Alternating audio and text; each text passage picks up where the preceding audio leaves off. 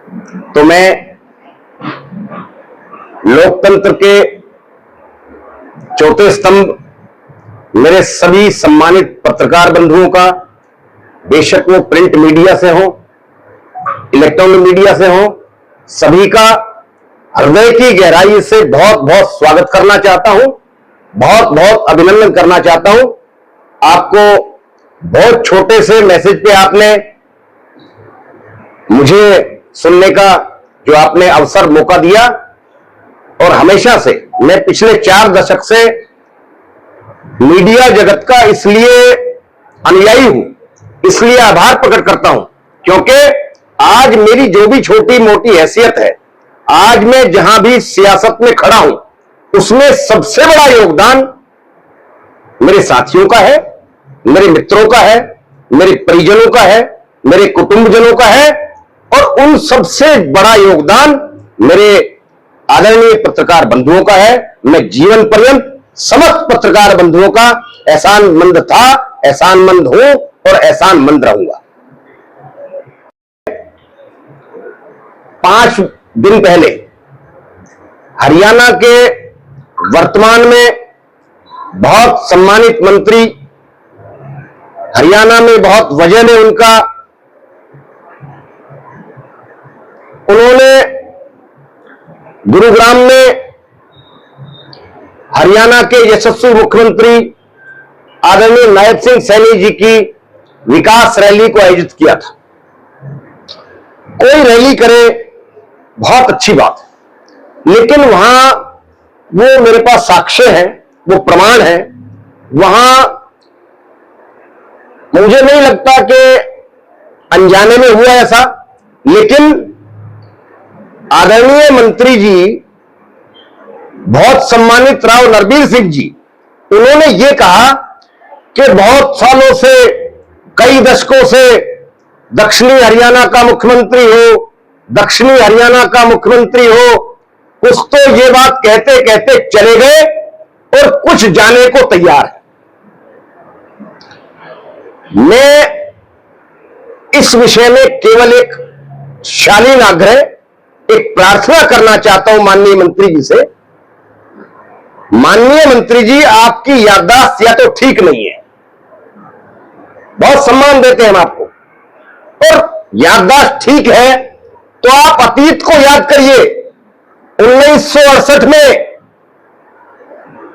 रेवाड़ी जिला बाद में बना है, पहले यह महेंद्रगढ़ जिले का हिस्सा था, और राव वीरेंद्र सिंह जी दक्षिणी हरियाणा के नहीं, हमारे जिले के थे, मुख्यमंत्री बने। फिर यह बात कहां से पैदा हो गई?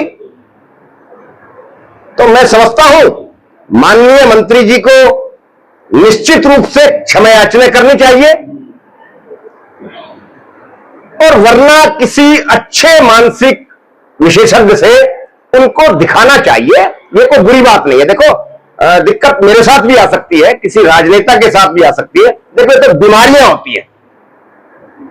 वो अच्छे इंसान हैं और बहुत ताकतवर आदमी है, लेकिन याददाश्त खो चुके हैं। दूसरी बात ये, हरियाणा के मानचित्र में राव वीरेंद्र सिंह जी ने 1968 में, मैं आपको मुखातिब होकर बताना चाहता हूं, शालीनता से मंत्री जी को भी कहना चाहता हूं, विषम परिस्थितियों में हालात ठीक नहीं थे, बिना किसी बड़ी ताकत के माननीय राव वीरेंद्र सिंह, जो आज भी न केवल दक्षिणी हरियाणा, न केवल हरियाणा, इस देश के लाखों लाखों किसानों, मजदूरों, गरीबों के आज भी दिलों में, आत्मा में समाये हुए हैं। उन्होंने अपनी बल पे, अपनी शक्ति पे, अपनी ताकत पे, अपने खुद के शौर्य से जो हरियाणा की कमान संभाली, माननीय राव नरबीर सिंह जी, अतीत और इतिहास कभी मिटता नहीं है।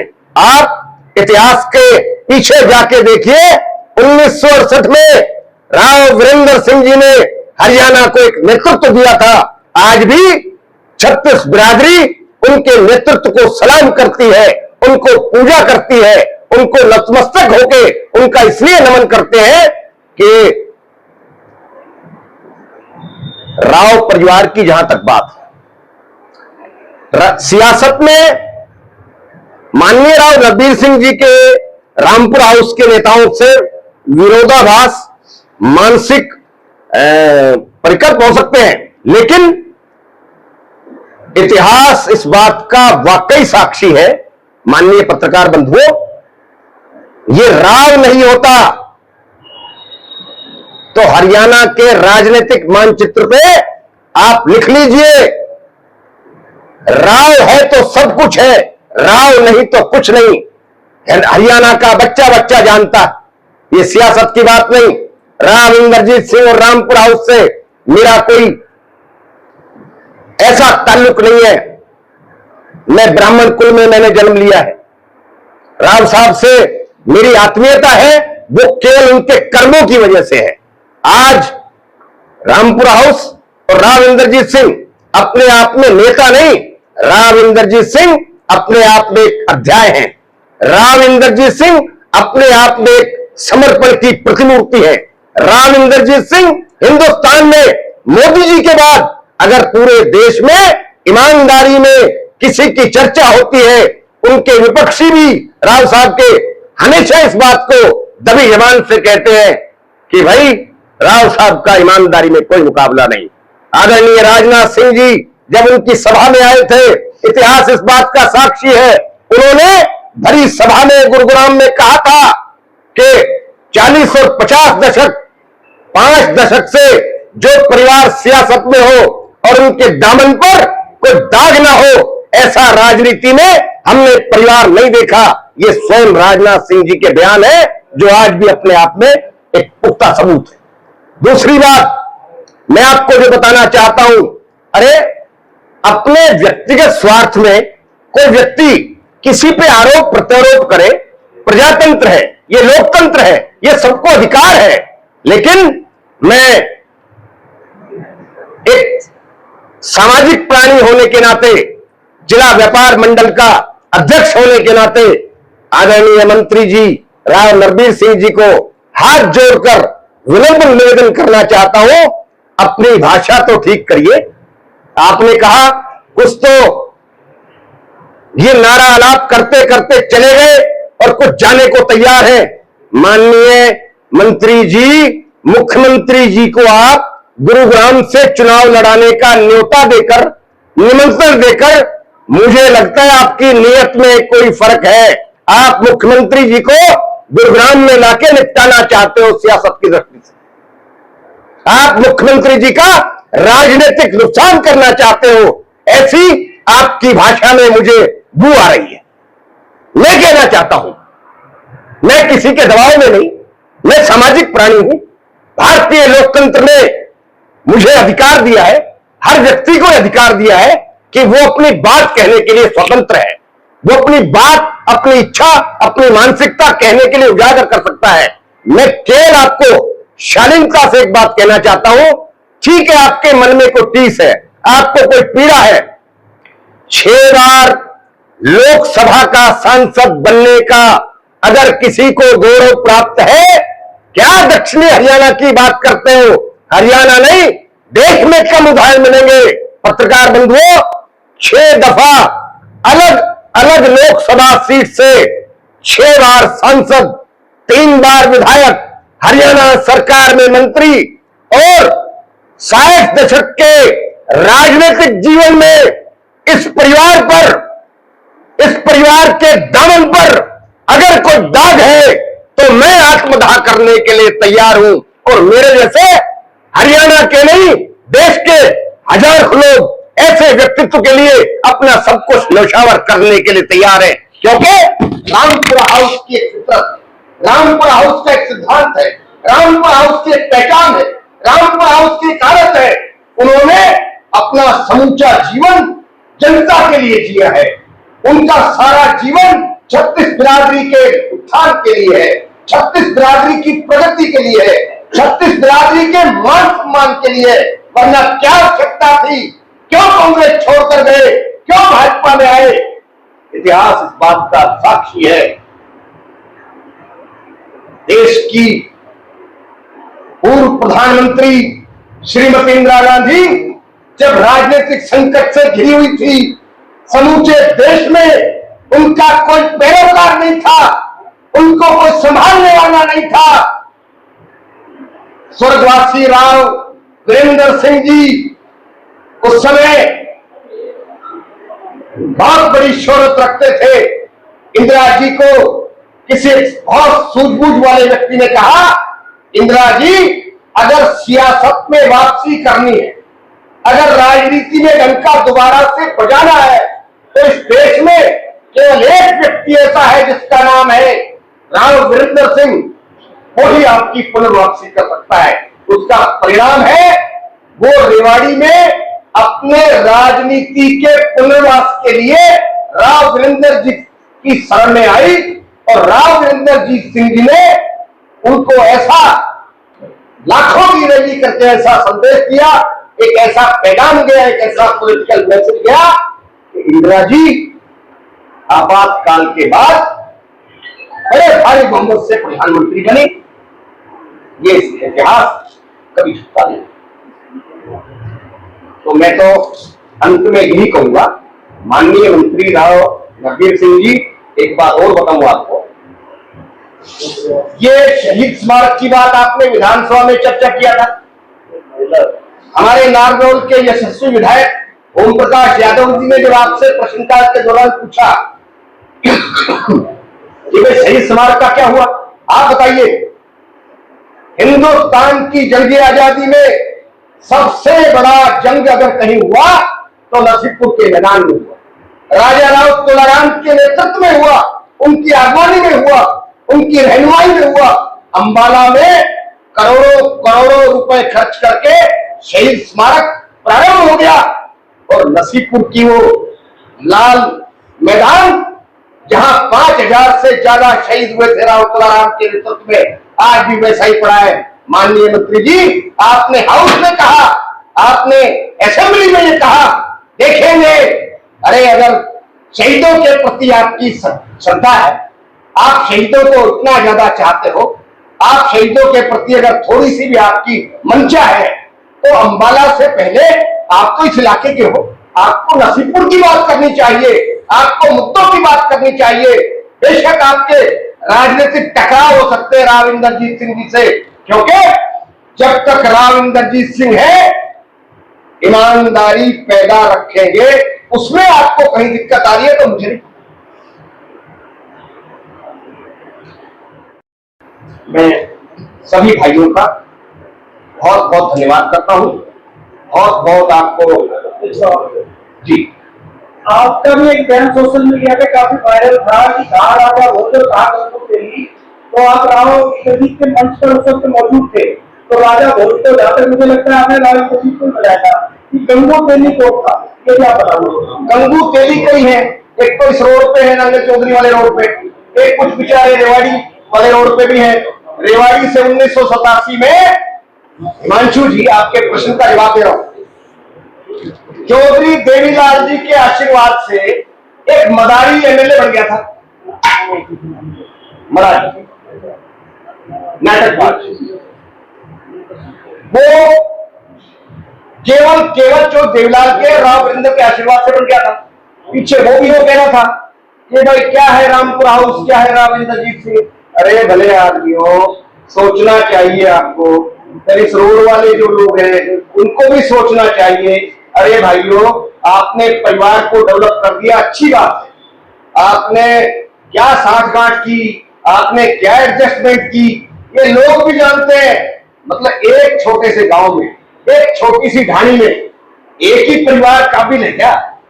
बाकी दक्षिणी हरियाणा के हजारों हजारों माताओं ने जो लाल पैदा की है वो कोई योग्य नहीं है।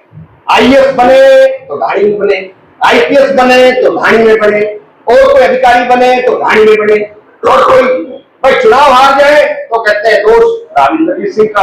अब कोई मान लो पांचू जी, अब किसी के मान लो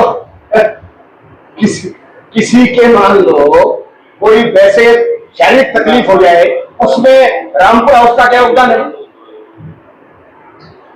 आपका ऐसा है डॉक्टर अभय सिंह के परिवार की तरफ वो अंदाजा लगाइए आप। सर, जिस तरह से दक्षिणी हरियाणा के नेताओं की आपसी गुटबाजी चल रही है, बयानबाजी चल रही है, जी, आपको क्या लगता है दक्षिणी हरियाणा को कितना नुकसान राजनीतिक दृष्टि से ये हो रहा है? बिल्कुल बहुत वाजिब प्रश्न है आपका। ये व्यक्तिगत रूप से, व्यक्तिगत आरोप प्रत्यारोप की सियासत से बहुत बड़ा नुकसान दक्षिणी हरियाणा नहीं, हम जैसे लोगों का, आप जैसे लोगों का, छत्तीसगढ़ राज्य का नुकसान हो रहा है। और उस नुकसान की वजह केवल एक छोटी सोच है। उस नुकसान की वजह केवल यह है कि हम राव इंद्रजीत सिंह का नेतृत्व स्वीकार नहीं करते। अरे मत करो भाई, हमने कब कहा आपको?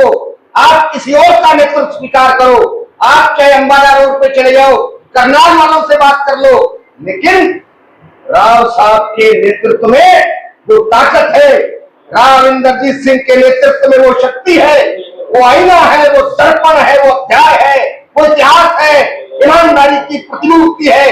राव है तो सब कुछ है, राव नहीं तो कुछ नहीं। आज नहीं तो कल इस रोड वालों को भी और इस रोड वालों को भी राव साहब के चरणों में नतमस्तक होना पड़ेगा। यदि राजनीतिक दुकान जो आपकी बंद हो चुकी दोबारा से चालू करनी है, आ जाओ, सद्बुद्धि देता हूं, ब्राह्मण हूं। वरना आप जो राव का विरोध करते हो, आप राव के विरोधियों पे 7.5 की शनि की दशा चल रही है। भगवान कसम, इनका बहुत बुरा समय आ चुका है। जब भी चुनाव होते हैं, दक्षिण हरियाणा का मुख्यमंत्री होना चाहिए, इस बात की चर्चा चलती है जी। लेकिन आपको पता है, आप काफी सीनियर हैं, कि हर बार जब भी चुनाव होते हैं मुख्यमंत्री पर्ची से बनता है, कोई विधायकों की राय नहीं ली जाती। अब राव नरवीर सिंह ने जो बयान दिया है कि कुछ तो चलेंगे, कुछ जाने को तैयार है, उसने उसको आमंत्रित करके, क्योंकि आज वो मुख्यमंत्री है और वहां पर जो लोग दावा करते हैं उनका कभी भी नाम नहीं रहा। ये वास्तविकता आप भी जानते हैं, हम भी जानते हैं जी। और मेरा कहने का मतलब ये है कि अगर मुख्यमंत्री गुड़गांव से चुनाव लड़ता है तो इस इलाके का और विकास हो जाएगा। तो इसमें हमें क्या दिक्कत है? इसके अंदर हमें क्या दिक्कत? मैं ये हो चुका। मैंने कब ये कहा कि माननीय, बहुत सम्माननीय, जन जन के प्रिय नायक सिंह सैनी जी यहाँ चुनाव न लड़े? मेरा भाव कहने का कुछ और है, मेरा विषय ये नहीं था। आदरणीय चौधरी साहब, मैं ये कह रहा हूं कि वो ज्यादा चाटुकारिता करके, चमचागिरी की सारी पराकाष्ठाएं लांग के माननीय मंत्री जी ने गलती कर दी। और गलतियां तो करते रहते हैं, एवरीबडी नोज, सबको पता है। हम केवल ये कह रहे हैं कि वो कह रहे हैं कि दक्षिणी हरियाणा से कभी नेतृत्व नहीं मिला, दक्षिणी हरियाणा से कभी कोई मुख्यमंत्री नहीं बना। राव वीरेंद्र सिंह जी बिहार के थे क्या? कर्नाटका से थे क्या? नहीं, उनका कहना यह था कि मैं जब 10 वर्ष का था तो क्योंकि राव नरवीर की उम्र 50 के लगभग है, यानी 40 साल में राव साहब तो 67 में रह गए साथ में। मेरा कहने का मतलब है, वो कह रहे हैं कि जब से मैं 10 साल का हूँ तब से सुनता रहा हूँ कि भाई कोई मुख्यमंत्री बनना चाहिए, लेकिन वो बात नहीं हुई। वो अपने कार्यकाल की कह रहे हैं, अपने जन्म से पहले की नहीं कहता। उसने पहले वालों पर सवाल नहीं उठाया। तो मेरा कहने का मतलब ये है, अगर नायक सिंह सैनी अगर चुनाव लड़ता है तो गुड़गांव से क्यों, यहाँ भी नागपुर से लड़े, तो इससे बढ़िया क्या हो सकता है? 1 साल पहले रहा और अब ये 5 साल चल रहा है उसका ये टेन्योर, और अब इसी बार चुनाव लड़े और भाजपा उसको मुख्यमंत्री का दावेदार बना के पेश करे, तो हमारे इलाके का सौभाग्य होना चाहिए। प्रधानमंत्री नागपुर से लड़ने तो प्रधानमंत्री ना बने तो अब ये तो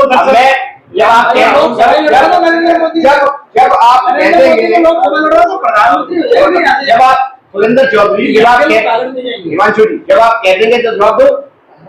मैं बिल्कुल आपकी बात से अक्षरशः सहमत हूं, लेकिन मैं ये कह रहा हूं, माननीय मंत्री जी की मंशा इसमें कुछ और है।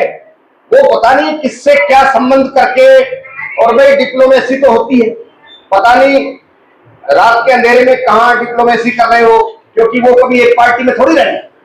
मैं कुछ और नहीं, मुझे लगता है कि वो मुख्यमंत्री जी का कहीं यहाँ राजनीतिक अंत्येष्टि तो नहीं करना चाहते गुड़गांव में। वो तो देखो अपने इलाके में विकास के लिए भाई, और विकास नहीं होगा, पैसा लिया, सबसे ज्यादा विकास की इस देश में और प्रदेश में राव नरवीर सिंह जी को चिंता है ना। सभी विधायक अपने क्षेत्र में करते ही है, मुख्यमंत्री चाहे खट्टर अरे वो साहब बादशाहपुर से लड़वा ले उनने, यहाँ से कौन लड़ेगा, यहाँ के नेता कहाँ है? बादशाहपुर से लड़वा ले, कहती मेरी सीट ये इलाके के स्वाभिमान की असमता की बात है। लोगों ने नेता जानने मत करती है। मुख्यमंत्री जी ने